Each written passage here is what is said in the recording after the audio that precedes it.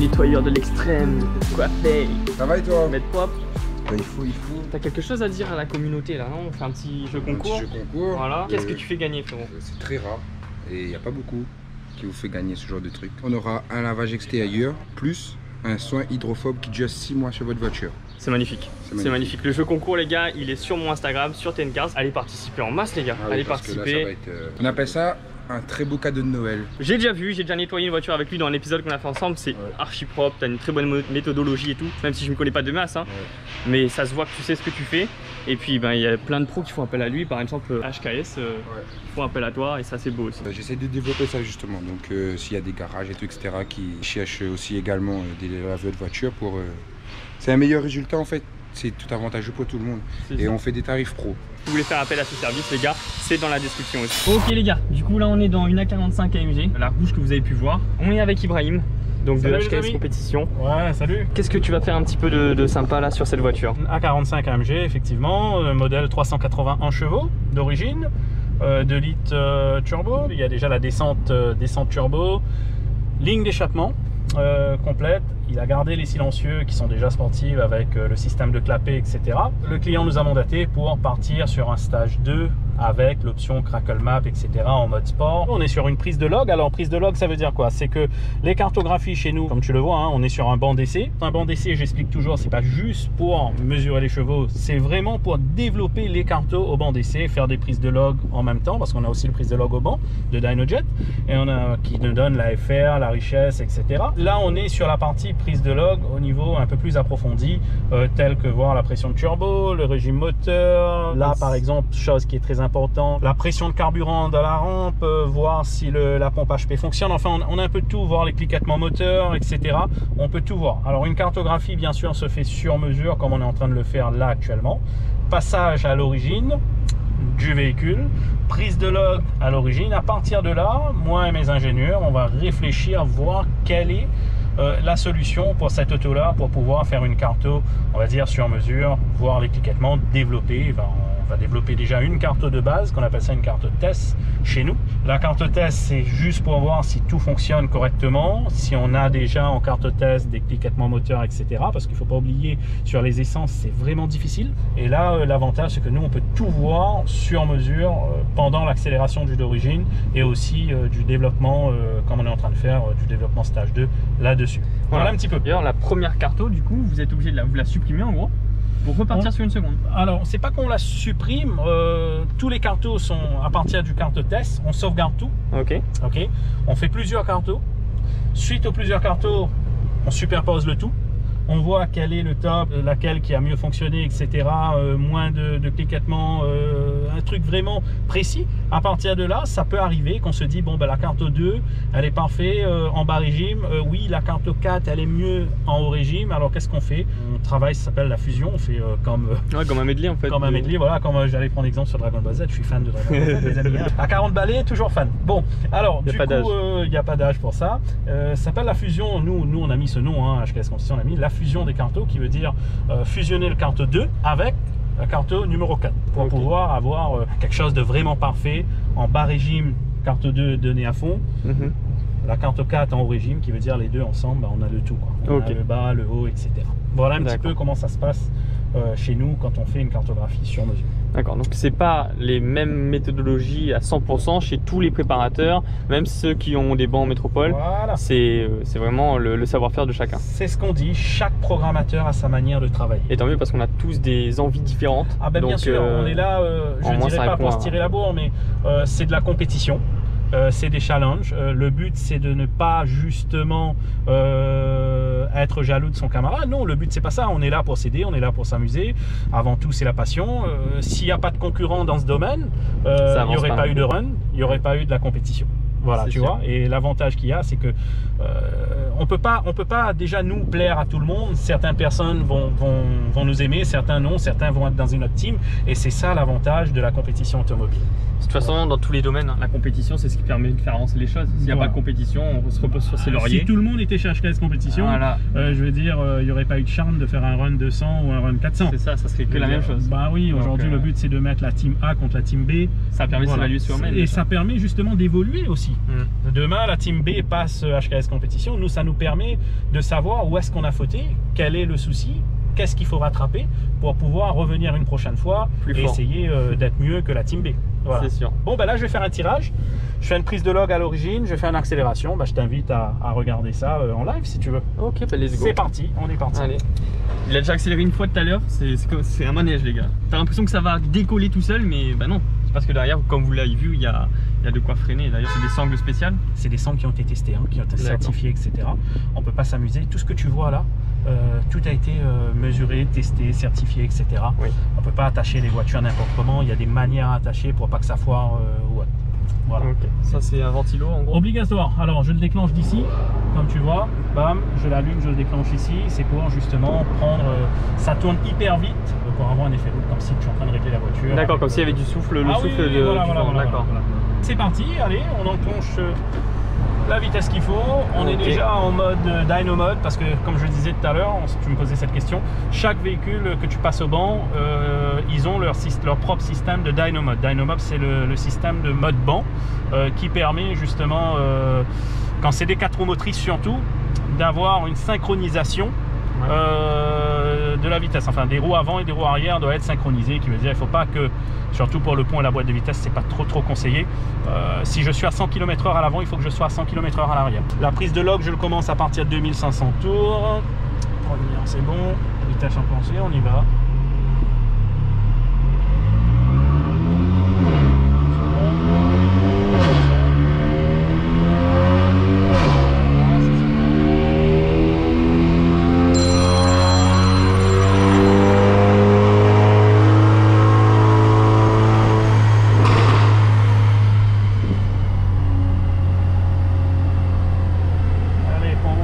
C'est parti l'accélération, tout est synchronisé là-bas, c'est bon, log activé, j'enclenche pour prendre la mesure et c'est parti l'accélération.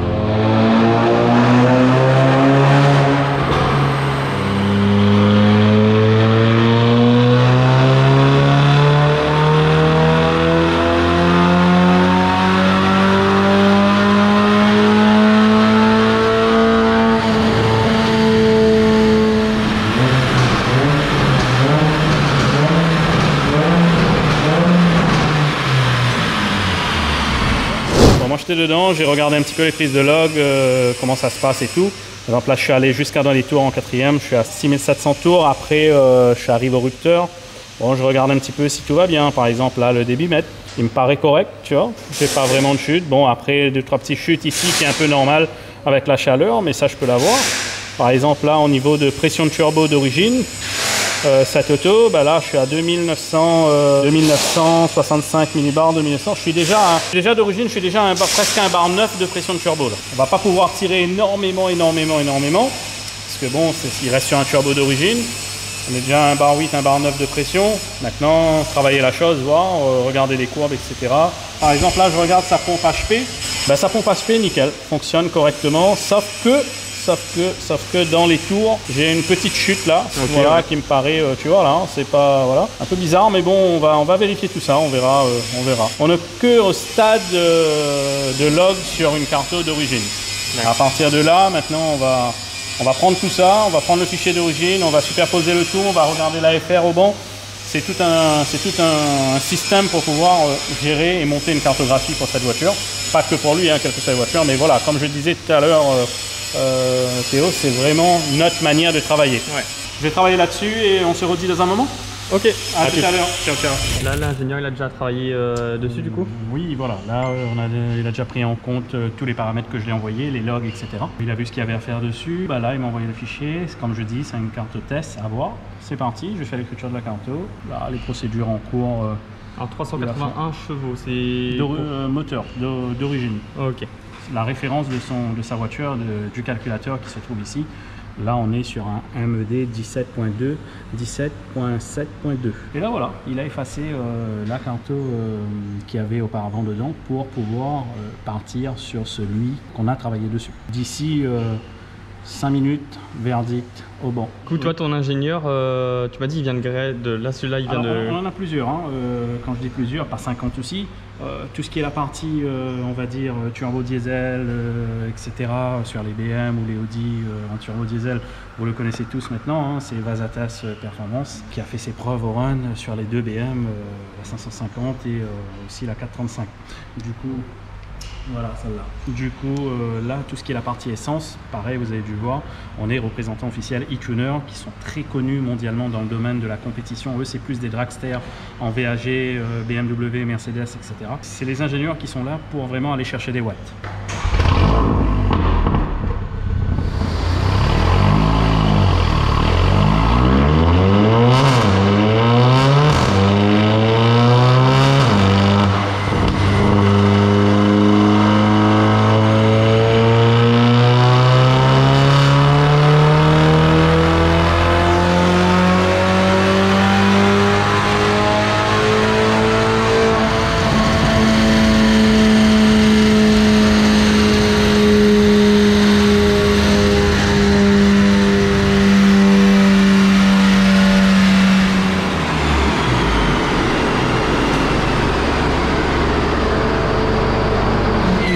Ça y est, comme tu as dû voir, on a passé quoi, presque une demi-journée ensemble, hein, c'est ça? Oui. Au moins tu as pu assister. Une carte sur mesure, c'est quoi? C'est pas juste voir que tu prends le temps. C'est ce qu'il faut. C'est ce qu'il faut pour surtout quand tu es sur des voitures avec des moteurs assez pointus comme ça. Parce qu'il faut savoir qu'AMG, c'est quand même un très très grand préparateur en Mercedes qui ont déjà travaillé la carte de base là-dessus. Et on a pu faire mieux, que... C'est ça. Eux, ils se limitent aussi par rapport peut-être aux réglementations, enfin pas aux réglementations, mais aux... Bah après voilà, il y a quand même une limite. C'est pas, si tu veux, c'est voilà, il y a une limite quand même. Je dis pas qu'on va au-delà de la limite. C'est vrai qu'on va chercher la perfection avec les prises de log comme je t'ai expliqué un peu tout à l'heure et qu'on va aller voir aussi. Et surtout, comme je redis encore une fois, hein, super compliqué hein, de pouvoir régler avec le samplon 95 sans kit méta. Ouais, sans bonne qualité d'essence. C'était ça la complexité aujourd'hui. C'est pour ça que je dis à chaque fois, j'aime bien faire les diesels parce que j'arrive à sortir les watts bien comme il faut. Ouais. Bon, après les essences aussi, j'aime bien, c'est quand même un défi, c'est bien. C'est vrai qu'aujourd'hui, nous, chez HKS, quand on prend une voiture essence, ben, on évite d'en prendre 2 par jour. On en prend parce que ça prend du temps. Ça prend énormément de temps. Le but, c'est comme je dis, c'est de faire quelque chose de bien et de sortir les watts et surtout fiable et satisfaire le client, quoi. Alors, je préfère encore faire un seul, ok. Mais je sais que quand ça va sortir, ben, c'est super. Comme là, par exemple, là-dessus, on va aller voir au banc, de 361 chevaux de base, on est quand même passé à 425 chevaux avec le samplon 95 qui te fait quand même un gain facile de 65 chevaux à peu près, 64-65 chevaux pour à peu près 530 Nm de couple. D'accord. C'est très sympa. C'est très sympa. C'est très sympa, voilà. Voilà. Limiteur de couple au niveau de la boîte de vitesse a été revu un petit peu à la hausse pour qu'il puisse encaisser un peu mieux le couple, pour pas avoir de coupure ou autre. Après, voilà, après on peut aller voir au banc, je t'explique un petit peu plaisir.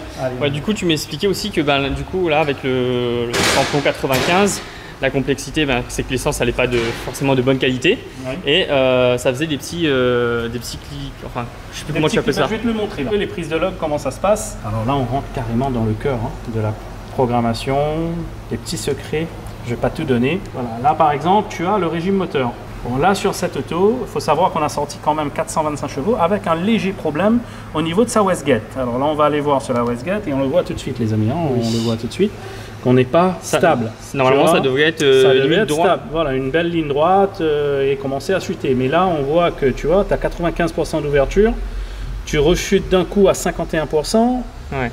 Tu remontes à 95 et là tu rechutes. Tu rechutes carrément tout le long là, par exemple 4100 et tu as que 68% d'ouverture de la wastegate. D'un coup ça chute carrément Et là, on a eu cette coupure au vent, tu n'as que 5% d'ouverture. Alors, c'est comme si je passe en atmo pendant quelques secondes. D'accord. On repart à la hausse direct à 95% et on chute un peu. Tu vois, on n'a pas une wastegate stable. Même ça, on a pu travailler la chose pour justement sortir 425 chevaux sans problème là-dessus. Après, au niveau cliquettement, je vais montrer ça vite fait. Donc, tu aurais pu aller un peu plus loin s'il n'y avait pas ce souci. Si on n'avait pas ce souci, on aurait peut-être 435, 440 chevaux. Voilà. Et là, au niveau cliquettement moteur, vite fait, je te montre ça. Tu vois, là, par exemple, knock detected. Knock detected, ça veut dire la détection de knock. Détection de cliquettement, boum, tout le long. Depuis l'accélération jusqu'au rupteur, tu le vois ici, c'est écrit 0. Alors qu'avant, la première carte test, deuxième carte, j'en avais une dizaine, une 5, 6, 7, 8, ça descend, ça varie. Après, il fallait régler la chose sur mesure, comme je dis, pour pouvoir avoir une carte à la perfection comme ça, sans cliquettement moteur. Je vais vous mettre un extrait en fait de quand on est à l'intérieur. C'est de la première fois où tu as injecté la première carte, si je ne me trompe pas. Là, il y avait justement ce souci de wastegate. Voilà. Et du coup, on ne pouvait pas accélérer, c'est pour ça que je te disais, bon bah écoute, ça sert à rien de continuer. J'enclenche pour prendre la mesure et c'est parti, l'accélération.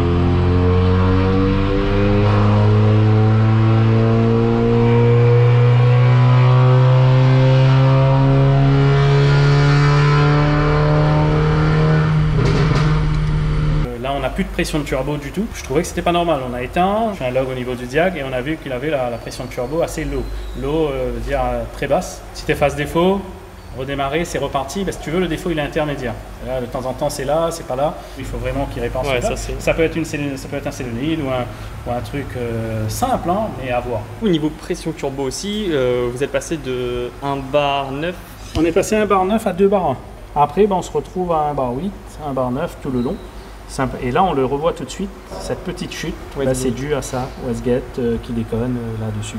Tu vois, comme quoi que c'est pas la pression de turbo qui fait marcher une auto. Ouais. Dans une carte auto, tu as plusieurs données que tu peux travailler justement pour faire marcher l'auto. Un bon dynojet, il faut savoir que ça donne les chevaux aux roues. J'insiste là-dessus, je ne suis pas du tout chevaux moteur, ça ne m'intéresse pas. Beaucoup encore à La Réunion sont encore sur les chevaux moteurs, mais c'est un peu bête, je suis désolé, hein, c'est comme ça. Pourquoi je dis ça? Parce que quand vous avez 300 chevaux au moteur, c'est le moteur qui développe 300 chevaux. Mais pour pouvoir exploiter ces 300 chevaux, on est obligé de passer par la boîte de vitesse.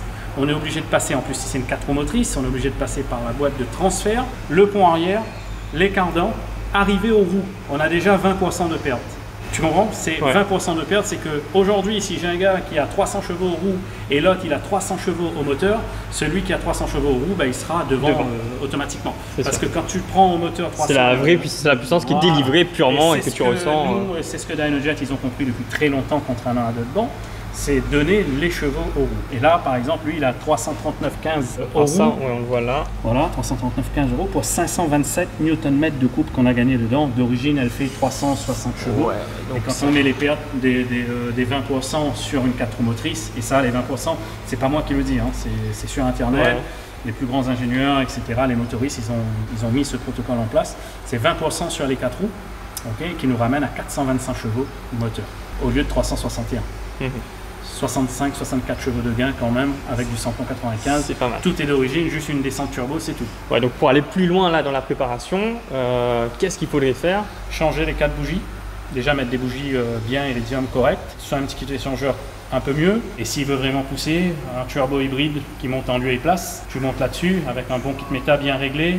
Une bonne gestion de boîte, gestion moteur, on sort dans les 520 chevaux, 530 chevaux, qui est déjà sympa pour une petite AMG, c'est déjà super sympa. C'est déjà super sympa. Pour une utilisation de tous les jours, et je suis pas à la station, je mets de l'essence, mais il faut surtout pas oublier de mettre le cuve éthanol. Voilà. Sinon c'est pas le Packlemark que tu vas l'avoir en échappement, c'est au niveau moteur. Au niveau moteur, ça sera pas pareil. Ça sera pas pareil. Avec le proprio, on vous réserve aussi une belle vidéo qui sera à venir dans les prochains mois ou dans les prochaines semaines, on verra ça. Histoire aussi que le problème de la wastegate aussi soit réparé. Et nous, on se revoit bientôt parce que tu m'as fait un petit cadeau. Tu as fait un petit cadeau à la communauté carrément de TN Cars. Vas-y, dis-nous en une phrase qu'est-ce que c'est. Non, c'est rien de méchant, c'est juste 3 lettres quoi. Dedans, ça commence par un B, ça finit par un W. Et ça a fait quoi? Bah écoute, ça a fait quand même un chrono reconnu mondialement. D'accord. Et ça, on est fiers de le dire. Bon, j'ai pas trop médiatisé dessus à la base. J'aurais dû, parce que bon, on est quand même sur une île et qu'on montrait que même sur la Réunion, c'est ça, on arrive à faire quelque chose. C'est impressionnant. Moi, quand j'ai su ça, je me suis dit, la Réunion, c'est là qu'il faut être. Monaco et tout, on s'en fiche, les gars. Et oh, c'est là, si, ça se passe. Un petit caillou comme ça dans l'océan Indien qui fait un record mondial. Après, je donnerai pas plus. On en discutera, on verra ça. Je vous laisse réfléchir et deviner qu'est-ce qui a pu faire le record au niveau de vitesse sur 200 mètres. Je vous laisse réfléchir à ça. Méditez là-dessus, les gars. Voilà. En commentaire, dites-le. Laissez en le commentaire et celui qui a trouvé, on verra qu'est-ce que HKS ou ETN Car offrira pour les premiers. Ça annonce des petits cadeaux et tout. Bah ouais, ça peut être sympa. Voilà, c'est super. C'est bon. C'est cool. Voilà. Ok, les gars, j'espère que vous avez aimé cette vidéo. En tout cas, c'était un plaisir et merci beaucoup de l'invitation. Ça fait longtemps que je voulais faire ce style de vidéo. On monte un peu les coulisses en fait d'une préparation, d'une reprogrammation. À bientôt. Salut. À bientôt. Les gars, je vous invite à mettre un petit pouce bleu à la vidéo si vous l'avez aimé. Vous pouvez la partager, vous pouvez la liker.